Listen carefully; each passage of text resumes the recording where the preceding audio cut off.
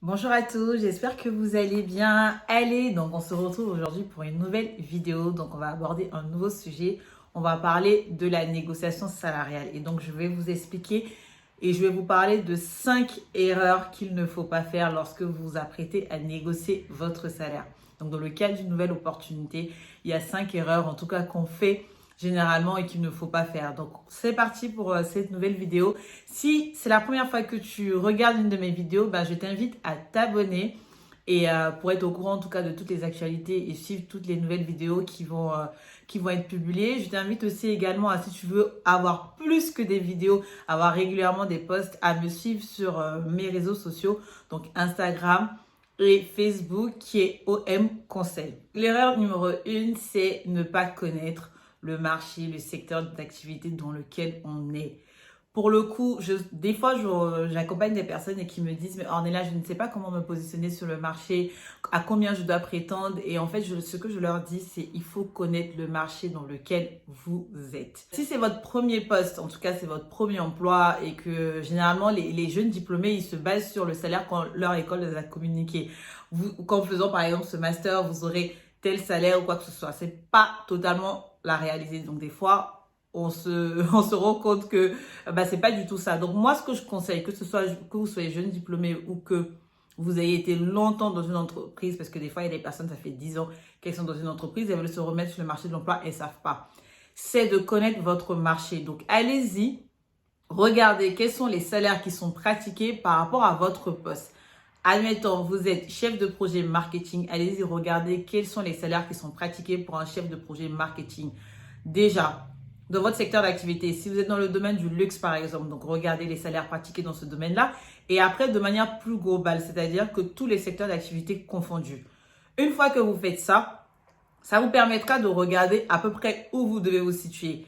Vous pouvez aussi également aller regarder des études de marché. Il y a des études de marché qui sont faites chaque année. Généralement, les cabinets de recrutement le font. Nous, notre cabinet, on l'a fait. Et ça vous permet d'avoir les tranches de salaire au niveau de l'ancienneté. Donc, bien évidemment, pour regarder à quel salaire vous pouvez prétendre et regarder les salaires qui se font, vous les regardez bien évidemment par rapport à votre niveau d'expérience. Donc, en fait, vous avez des grilles qui vont dire entre 0 et 2 ans d'expérience, vous pouvez prétendre à tel salaire. Entre 2 et 5 ans, vous pouvez prétendre à tel salaire. Et entre 5 et 8 ans, et vice-versa. Donc, c'est vraiment important de regarder par rapport au marché et par rapport à la population du marché. Donc, c'est-à-dire les personnes qui ont le même niveau d'expérience que vous. Si vous n'avez pas accès à ces études de marché, n'hésitez pas aussi à aller demander autour de vous à des personnes, peut-être dans les entreprises que vous ciblez, même dans votre entourage direct. Quels sont les salaires qui sont pratiqués pour ce niveau de rémunération? Peut-être que dans votre contact, dans votre réseau, vous connaissez des personnes qui sont consultantes en recrutement et qui ont l'habitude de recruter ces métiers-là. Donc, ça sera aussi un indicateur. Ils vous permettront de connaître les marchés qui sont pratiqués. Parce que si vous êtes trop en décalage par rapport au marché, ça peut vous desservir. Ne vous positionnez pas trop haut ni trop bas. Après, bien évidemment, vous êtes le seul qui est en mesure de dire ce à quoi vous pouvez prétendre. Ce n'est pas non plus des paroles d'évangile. C'est-à-dire que ce n'est pas parce que le marché dit que vous êtes à tel niveau que ça veut dire que vous devez vous positionner à ce niveau-là.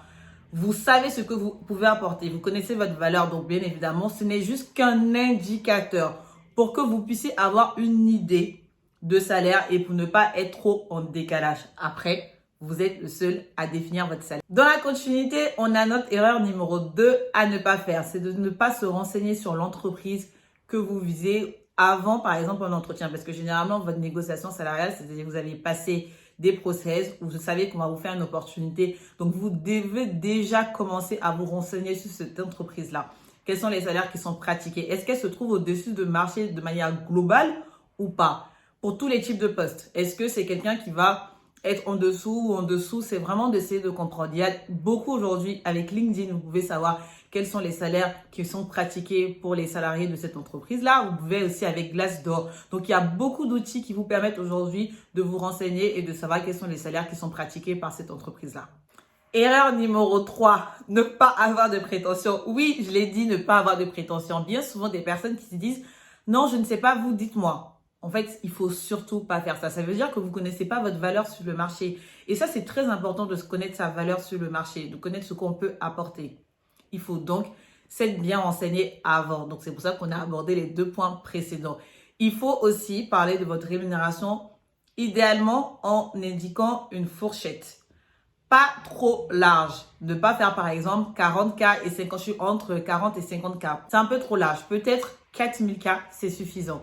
Donc ça, c'est vraiment important. Avoir un salaire, avoir une prétention. Donc, faut surtout pas oublier et il faut pas laisser son sort ou dire ça dépend de qu'est-ce que vous me proposez ou je ne sais pas, ou ça dépend du poste.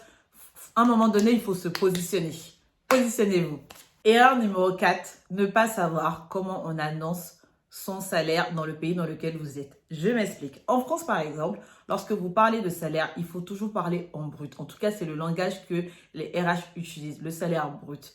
Si vous dites par exemple, je donne un exemple, vous dites par exemple, je suis à 3000. Dans la tête du recruteur, c'est 3000 brut. Si vous pensez que c'est 3000 net, eh ben effectivement, vous risquez d'avoir des déceptions. Par exemple, en Côte d'Ivoire, ce n'est pas le cas. En Côte d'Ivoire, lorsqu'on annonce son salaire, on parle en net.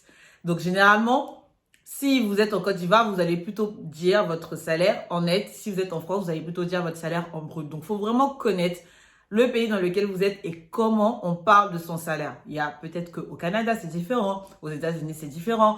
Aux États-Unis, par exemple, je sais qu'au Canada, le salaire, il est payé en 2 fois. Alors que 2 fois dans le mois, et vous avez chaque quinzaine. Alors que ici, c'est pas le cas. Donc, c'est important. Ça revient là, au premier point qui était connaître le marché.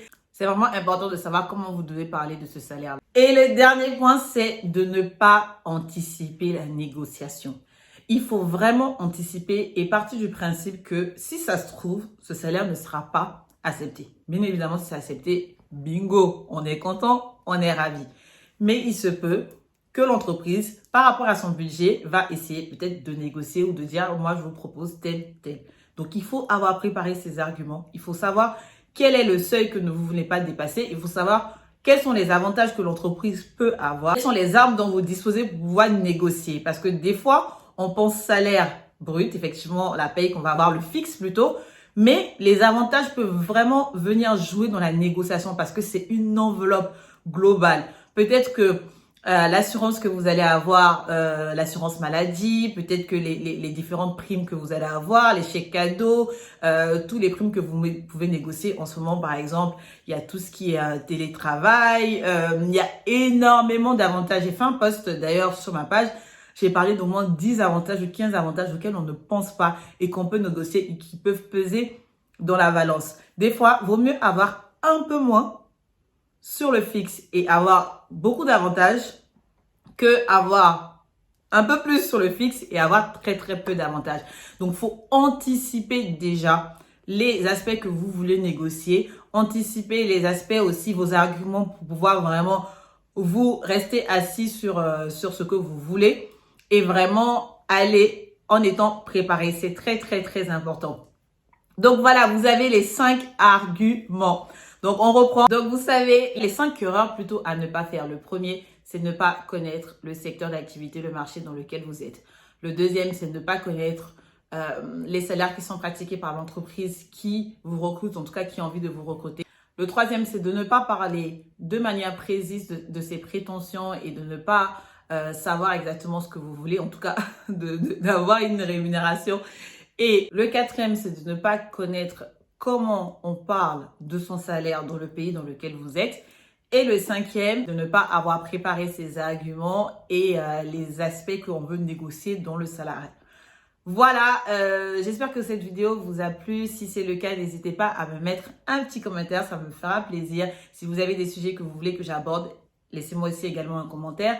Si cette vidéo vous a plu et qu'elle a été utile, n'hésitez pas aussi à la partager. On partage! N'hésitez pas aussi également à liker, à vous abonner, histoire d'être au courant de toutes les vidéos. Donc, je vous remercie. C'était ta coach RH sur YouTube en cartonne. Voilà, je vous embrasse et puis à bientôt pour une nouvelle vidéo.